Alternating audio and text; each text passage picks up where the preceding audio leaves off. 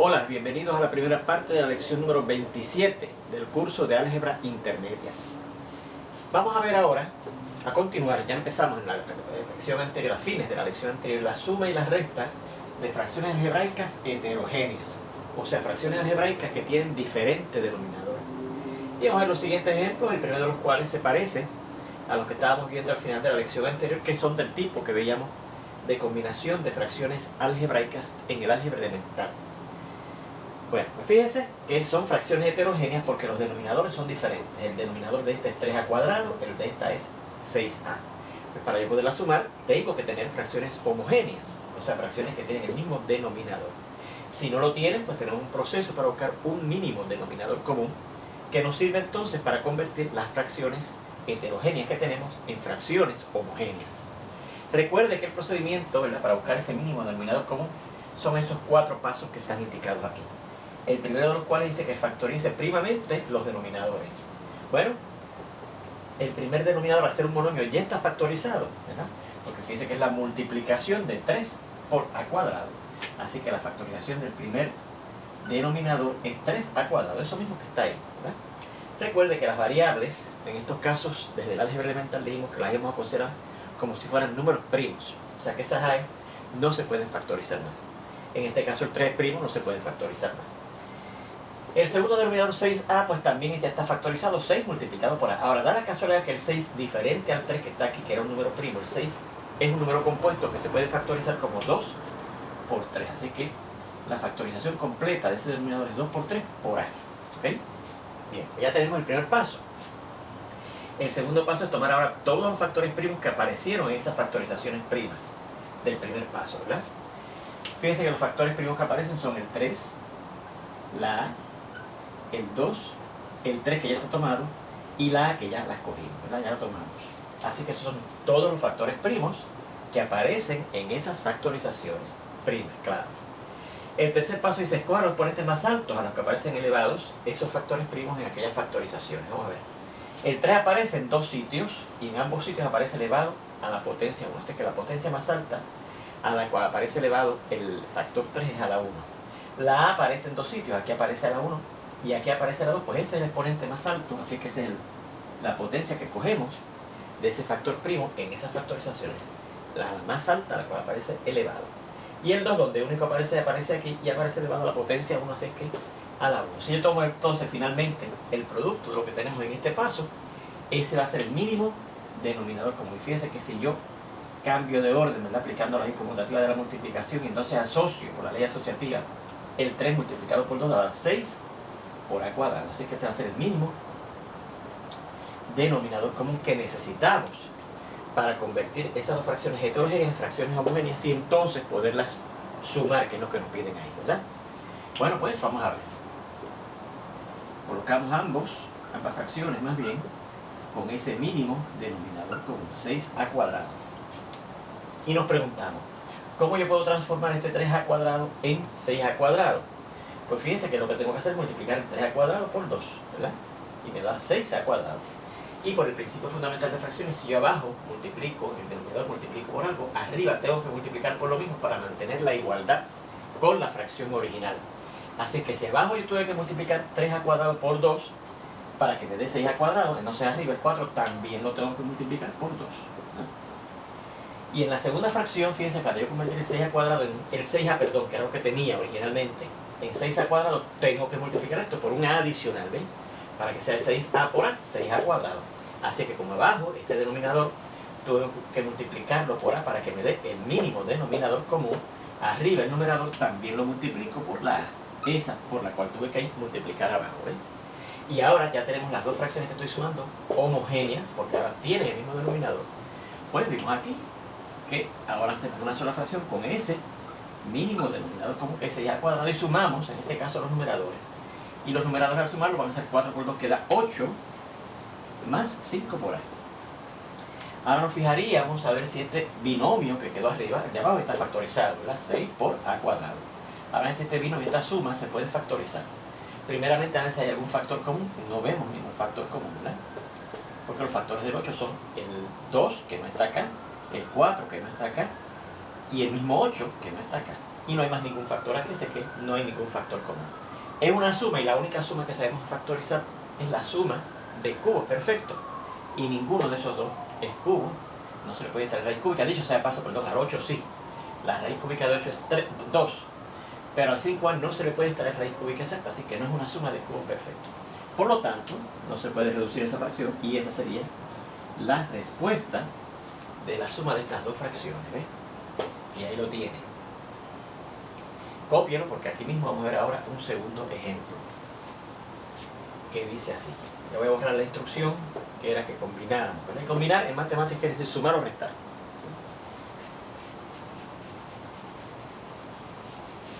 Así que como segundo ejemplo, miren este que dice 4 sobre A menos 3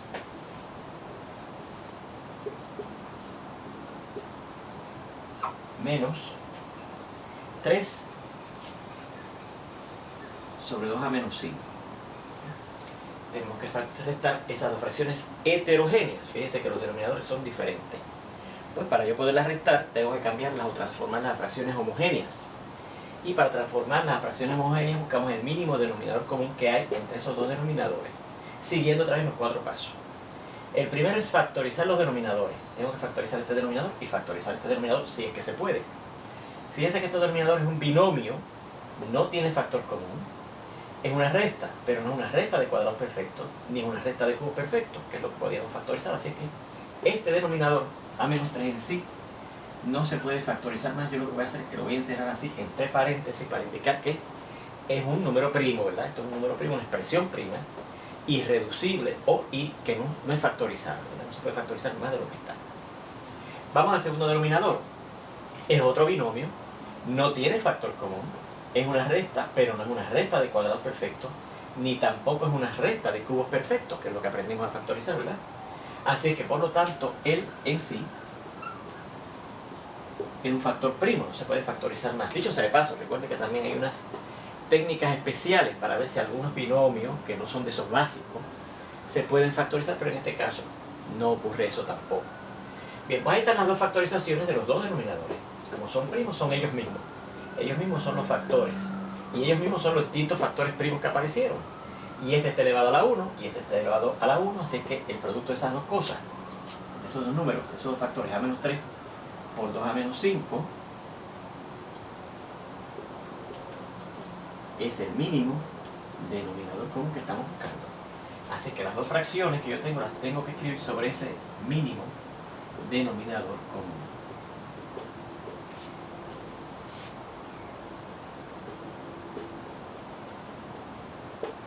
Y ahora le decimos, bueno, vamos a ver cómo se transforman cada una de esas dos fracciones en estas dos iguales para poderlas restar.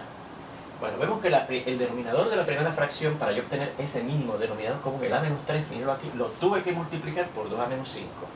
Pues el principio fundamental de fracciones dice que para mantener una igualdad, si yo multiplico el denominador por algo, el numerador también lo tengo que multiplicar por eso mismo.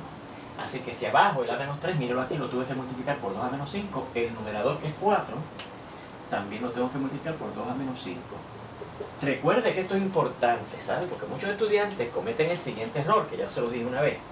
Una vez consiguen el denominador común, fantástico, reescriben las dos fracciones con el mínimo denominador común, pero entonces se olvidan de transformar los numeradores, porque hay que ver por cuánto hay que multiplicar los denominadores originales para poder transformar entonces los numeradores de las fracciones originales, ¿ve? En la segunda fracción, fíjense que teníamos el denominador 2A-5, mírenlo aquí. Tuve que multiplicarlo por A-3. Por lo tanto, si el denominador de esta fracción lo tuve que multiplicar por A-3, arriba el 3 también lo tengo que multiplicar por lo mismo que por lo cual tuve que multiplicar abajo, que es por el A-3, ¿ves? Así que arriba multiplicamos el 3 que estaba en el numerador por A-3 también. Ahora, fíjense que sí tenemos una resta de fracciones homogéneas. Estas dos fracciones tienen el mismo denominador, ¿ves? Pues podemos hacer una sola fracción con ese mínimo denominador común, A-3 por 2A-5. Y arriba combinamos. Colocamos los numeradores y vamos a irlos simplificando de una vez. 4 por 2A, 8A. 4 por menos 5 es menos 20. Menos 3 por A es menos 3A. Y menos 3 por menos 3 es más 9. Y ahora fíjense que ese numerador tiene varios términos que son semejantes, en particular estos dos. y los otros dos que no he marcado. Si yo combino el 8a más 3, menos 3a, perdón, da 5a. Y si combino menos 20 más 9 da negativo 11 sobre a menos 3 por 2a menos 5. Ahora lo único que nos falta ver es si el numerador que tenemos aquí es factorizable y ver si lo factorizamos, si alguno de los factores que obtenemos se puede cancelar con alguno de los de abajo. Pero fíjense que el numerador que nos quedó finalmente es un binomio que no tiene factor común. Es una recta que no es una recta de cuadrado perfecto, ni tampoco es una recta de cubo perfecto, ni mucho menos se puede factorizar por técnica especial, así que esa sería la respuesta final de esta recta de fracciones heterogéneas. ¿Ok? Muy bien. Vamos a ver este otro ejemplo que dice: también recuerde copiarlo, porque voy a borrar aquí esto para entonces hacer el tercer ejemplo. Si tiene que dar pausa, pues lo hace ahora.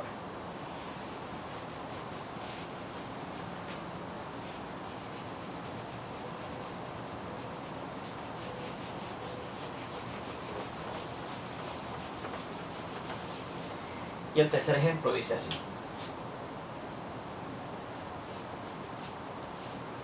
x más 3 sobre x menos 2 menos, x más 2 sobre x menos 3 y más 6 sobre x cuadrado menos 4.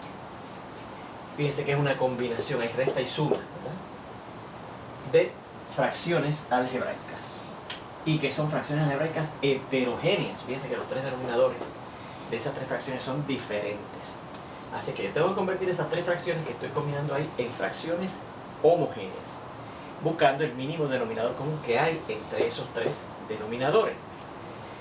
Fíjense que la factorización, ¿verdad?, el primer paso es factorizar los tres denominadores. La factorización del primero, como es un binomio, vemos a ver si hay factor común, no lo hay. Es una recta, pero no es una recta de cuadrado perfecto, ni es una recta de cubo perfecto. Por lo tanto, él es un factor en sí primo, x menos 2, perdón. Lo mismo ocurre con el segundo denominador. Fíjense, es un binomio que no tiene factor común. Es una recta que no es una resta de cuadrado perfecto. Tampoco es una resta de cubo perfecto, así que él en sí es un factor común, es un factor, primo, irreducible, no se puede factorizar más de lo que está. Y el tercer denominador también vuelve a ser un binomio que no tiene factor común, pero fíjense que es una resta de cuadrados perfectos, ¿eh? Así que ese sí se puede factorizar. Y recuerden que la factorización de la resta de cuadrados perfectos son dos binomios cuyos términos son las raíces cuadradas de cada uno de estos dos términos que se están restando ahí. El de x cuadrado, que es x, que va a ir aquí y aquí, y el del 4, que es 2, que va a ir aquí y aquí. Y en uno de los factores se suman esas dos raíces cuadradas de los dos términos originales del binomio, que es la recta de cuadrados perfectos, y en el otro se restan. Y esa es la factorización de este tercer denominador. Bueno, pues ya tenemos las factorizaciones primas de todos los denominadores que había en ese problema. Tomamos ahora todos los factores primos que han aparecido. Apareció el x menos 2, que es primo porque vimos que no se puede factorizar más. Tomamos el x menos 3, que vimos que es primo porque no se puede factorizar más. Y fíjense que estos dos factores que están aquí, también cada uno de ellos es primo, no se puede factorizar más. Ni tiene factor común, ni es una suma de cubos, ni es una resta de cuadrados perfectos, ni una resta de cubos perfectos. Por lo tanto no se puede factorizar más. Los factores son x más 2 y x menos 2. Pero el x menos 2 ya lo tomamos cuando tomamos este. Así que ahí están todos los factores primos que aparecieron, ¿verdad? Ahora, ¿cuáles son las potencias más altas? Porque ese es el tercer paso, ¿verdad? Escoger las potencias más altas, los exponentes más altos a los cuales aparecen esos factores primos en esas factorizaciones. Pues mire, el x menos 2 aparece en dos sitios, pero en los dos sitios aparece elevado a la 1. Así que la potencia más alta en la cual aparece elevado el x menos 2 es a la 1. El x menos 3 aparece nada más que aquí y aparece elevado a la 1. Así que la potencia más alta en la cual aparece el x menos 3 es a la 1.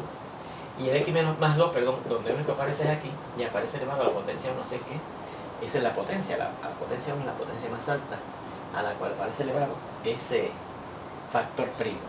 Por lo tanto, el producto de esos tres factores primos ya elevados a las potencias más altas, las cuales aparecían, va a ser nuestro mínimo denominador común. ¿Okay? Así que ahora yo voy a querer convertir estas tres fracciones heterogéneas que nos daban en tres fracciones equivalentes que tienen ese mínimo denominador común.